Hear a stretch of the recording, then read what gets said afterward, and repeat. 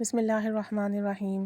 الصلاۃ والسلام علیکہ یا سیدی یا رسول اللہ وعلی آلک و اصحابک یا نور اللہ، اللہم صلی علی محمد وعلی محمد۔ درود شریف پڑھیے، کثرت سے ورد کیجیے، اللہ کریم اس کی برکتوں سے بے پناہ نوازے گا۔ ایک صاحب بتاتے ہیں کہ میرے دوست ہیں اور ان کے ایک چھوٹے بھائی کو درود شریف پڑھنے کا بہت شوق ہے، خاص کر درود ابراہیمی کا، اور کہتے ہیں کہ وہ بہت اہتمام سے درود شریف پڑھتے ہیں، صاف ستھرا لباس پہنتے ہیں، خوشبو لگاتے ہیں، اور صبح اور شام ہر وقت ان کی زبان پر درود ابراہیمی جاری رہتا ہے۔ کہتے ہیں اس نوجوان کی روٹین تھی کہ درود ابراہیمی وہ بہت زیادہ پڑھتا تھا، اور خوشبو استعمال کر کے بہت اچھے طریقے سے پڑھتا، تنہائیوں میں پڑھتا۔ کہتی ہیں کہ بتاتے ہیں کہ بہت توجہ دھیان کے ساتھ، عقیدت کے ساتھ، محبت ادب سے تنہائی میں درود پاک پڑھتا۔ کہتے ہیں کہ تنہائی میں درود پاک پڑھنا ایک بہت بڑا راز ہے، کیونکہ تنہائی میں جب آپ درود شریف پڑھتے ہو تو صرف اللہ اور اس کے رسول جانتے ہیں، اور پھر تنہائی میں توجہ اور یکسوئی بھی بہت ہوتی ہے۔ تو کہتے ہیں کہ اس طریقے سے اس کے درود پاک پڑھنے کا معمول تھا، اور وہ اس میں ناغہ نہیں کرتا، ہر وقت درود شریف کی محبت میں ڈوبا رہا۔ کہتی ہیں کہ ایک رات اس کے نصیب جاگ گئے، اس نے خواب دیکھا کہ وہ اپنے کمرے میں سویا ہوا ہے، اور اسی دوران دروازہ کھلتا ہے، اور ایک بہت خوبصورت شخصیت دروازے سے اندر داخل ہوتی ہیں، اور ان کے ارد گرد نور کا ہالہ ہوتا ہے۔ وہ جوان اٹھ کر حیرانی سے دیکھتا ہے کہ یہ کون شخصیت میرے گھر تشریف لائیں۔ وہ ہستی فرماتی ہیں کہ حیران نہ ہو، ابھی تو اور حیران ہونا باقی ہے۔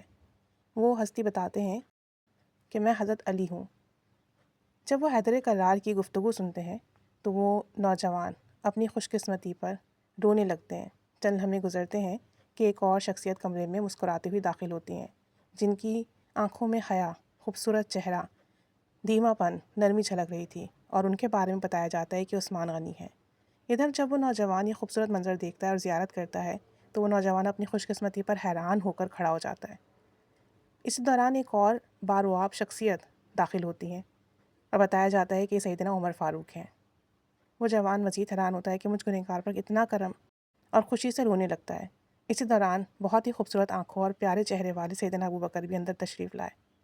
اسی دوران حضرت علی رضی اللہ تعالیٰ عنہ فرماتے ہیں، بعد آپ ہو جاؤ، پیارے آقا صلی اللہ علیہ وآلہ وسلم تشریف لا رہے ہیں۔ وہ نوجوان بتاتے ہیں، میں جب یہ بشارت سنتا ہوں تو میری آنکھیں دروازے کی طرف لگ جاتی ہیں، اور میں بہت محبت سے دروازے کی طرف دیکھتا ہوں کہ وہ کب آئیں گے اور میری روح کو سیراب کریں گے۔ اسی دوران نور ہی نور ہر سمت پھیل جاتا ہے، روشنی بہت زیادہ ہو جاتی ہے، پورا کمرہ جگمگ کرنے لگتا ہے، اور بہت ہی پیاری خوشبو آنے لگتی ہے۔ سب آنکھیں جھکائے ادب سے منتظر تھے۔ آپ صلی اللہ علیہ وآلہ وسلم تشریف لاتے ہیں۔ کیا جلوہ ہے، کیا کمال ہے، کیا خوشبو ہے، کیا نور ہے۔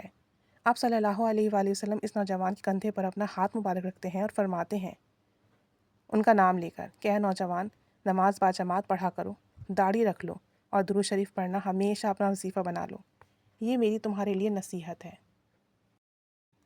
تو فرمان رسول صلی اللہ علیہ وآلہ وسلم سن کر وہ نوجوان جواب میں عرض کرتے ہیں، یا رسول اللہ، آپ کا جو حکم، اور ان کا سر جھکتا چلا جاتا ہے ان کے مبارک قدموں کی طرف۔ اچانک منظر بدلتا ہے اور آنکھ کھل جاتی ہے۔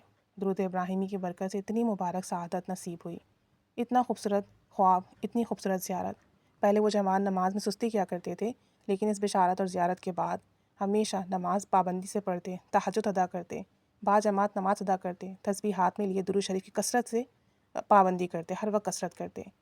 ان کے ورد میں عجیب سوز اور کمال تھا۔ آج بھی ان کی آنکھوں کو دیکھنے سے بندے کو ان کی آنکھوں میں عشق نظر آتا ہے، ان کی آنکھوں میں عجیب کشش اور کمال ہے، ان کی آنکھیں ہر وقت شکر سے بھیگی رہتی ہیں۔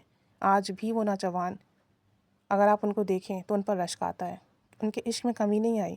درود ابراہیمی کی برکت سے ان کی شادی ایک اچھے خاندان میں ہوئی، ایک نیک خاتون سے ہوئی۔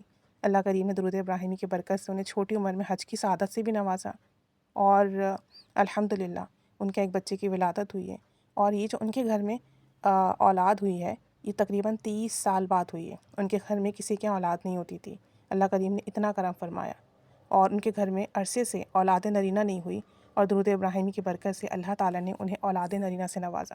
الحمدللہ ثم الحمدللہ، یہ سب درود ابراہیمی کی برکات ہیں۔